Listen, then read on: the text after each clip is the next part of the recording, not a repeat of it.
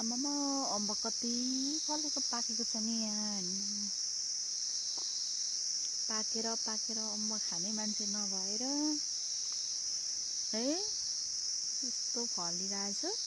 बोटभरि थियो, नानीहरूले खाएर पनि अझै लटरम्म पाकेको छ।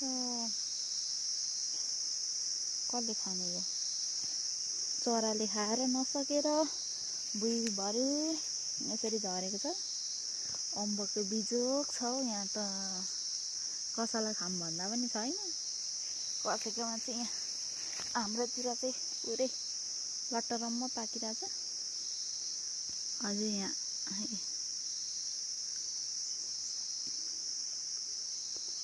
भुइँभरि हेर्नु के खाने यो? यो चाहिँ बोडी, मङ्सिरे बोडी।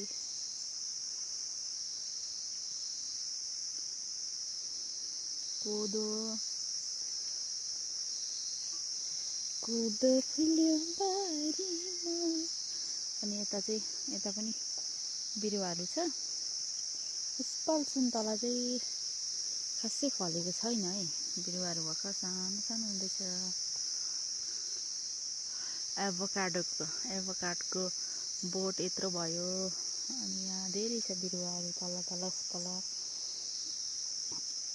यहाँ निकै हुर्किँदैछ बिरुवाहरू पर।